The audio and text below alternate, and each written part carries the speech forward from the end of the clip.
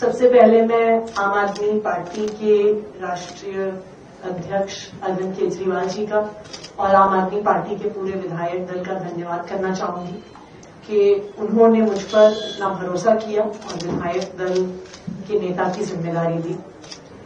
दिल्ली के लोगों ने आम आदमी पार्टी को विपक्ष की भूमिका में चुना है, विपक्ष की भूमिका दी है। और एक मजबूत विपक्ष क्या होता है, जनता की आवाज असेंबली के अंदर कैसे उठाता है, ये आम आदमी पार्टी पूरी तरह से इस जिम्मेदारी को निभाएगी। भारतीय जनता पार्टी ने दिल्ली के लोगों को कई वादे किए और उन वादों के आधार पर दिल्ली के लोगों ने भारतीय जनता पार्टी को जनादेश दिया। एक विपक्ष के तौर पे ये हमारी जिम्मेदारी रहेगी कि जो जो वादे भारतीय जनता पार्टी ने किए उन वादों को पूरा आम आदमी पार्टी विपक्ष के रूप में करवाएगी।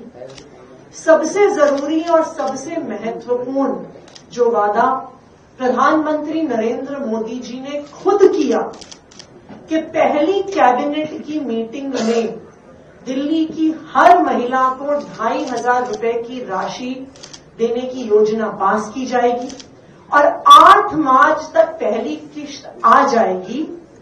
मोदी जी ने गारंटी ली थी दिल्ली में प्रचार के दौरान। पहली कैबिनेट की मीटिंग हो गई, लेकिन उसमें 2,500 की स्कीम पास नहीं हुई। लेकिन भारतीय जनता पार्टी की जवाबदेही तय करना, ये हमारी विपक्ष के रूप में जिम्मेदारी रहेगी। और हम दिल्ली वालों को, दिल्ली की महिलाओं को ये वादा करते हैं कि भारतीय जनता पार्टी से, रेखा गुप्ता जी की सरकार से दिल्ली की हर महिला को 2,500 रुपए की जो गारंटी मोदी जी ने दी थी, वो आम आदमी पार्टी दिलवाती रहेगी। बहुत बहुत धन्यवाद। मैम, एजेंडा क्या आप लोगों ने डिसाइड किया, क्योंकि अब आपके कल ही से सत्र शुरू हो रहा है, आप लोगों की शपथ होगी, उसके बाद पूरी प्रक्रिया है, एजेंडा क्या तय किया है आम आदमी पार्टी का, क्या रहेगा? जैसा गोपाल जी ने कहा कि 2 महत्वपूर्ण एजेंडा विपक्ष के तौर पे हमारे पास है। सबसे पहले भारतीय जनता पार्टी ने जो वादे किए हैं उन वादों को पूरा करवाना, जिसमें प्रमुख है 2,500 रुपए प्रति माह दिल्ली की हर महिला को देने की जो मोदी जी ने गारंटी ली है, ये हमारे एजेंडा में सबसे ऊपर रहेगा।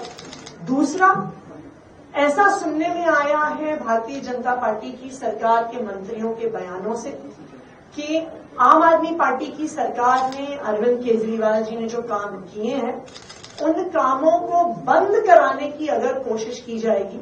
अभी स्वास्थ्य मंत्री का एक बयान भी आया था कि कई सारे मोहल्ला क्लिनिक बंद करवाए जाएंगे। तो दिल्ली वालों का कहीं पर भी कोई अहित ना हो, इसके लिए आम आदमी पार्टी के सारे विधायक, चाहे असेंबली के अंदर चाहे सड़कों पर, हम दिल्ली वालों के हक के लिए लड़ते रहे। ये 14 सीएजी रिपोर्ट्स की बात हो रही है, इसी सेशन में जैसे होस्ट होगा उसके बाद लाएंगे। क्या आम आदमी पार्टी सरकार के लिए से मुश्किल बढ़ सकती है और आप विधानसभा में स्ट्रैटेजी क्या होगी? जो सीएजी की रिपोर्ट्स हैं, उन सीएजी की रिपोर्ट्स को मैंने बतौर मुख्यमंत्री स्पीकर साहब को भेजा है। तो ये जो फैलाया जा रहा है कि भारतीय जनता पार्टी ने निर्णय लिया है, ये सीएजी रिपोर्ट्स चुनाव से पहले ही दिल्ली विधानसभा एक सील्ड एनवेलप में चली गई थी। ये सीएजी रिपोर्ट्स पहले हाउस में प्रस्तुत होनी ही थी। तो इसलिए भारतीय जनता पार्टी जो ये भ्रम फैलाने की कोशिश कर रही है कि उन्होंने फैसला लिया है, वो रिपोर्ट्स प्रस्तुत करेंगे, ये बिल्कुल भ्रामक है। सीएजी रिपोर्ट्स मैंने ही दिल्ली विधानसभा में भेजी है और बिल्कुल हम ये चाहेंगे कि जो भी मसला है, जो भी ये सीएजी रिपोर्ट्स में है, जो भ्रम फैलाया जा रहा है, वो बिल्कुल दिल्ली के लोगों के सामने आए। वजह क्या रही कि पहले आपके सरकार के दौरान ये सीएजी की रिपोर्ट पेश नहीं हो पाई? वो तो एक रूटीन प्रोसीजर है, वो अलग अलग समय पे सीएजी की रिपोर्ट स्पीकर को भेजी जाती है।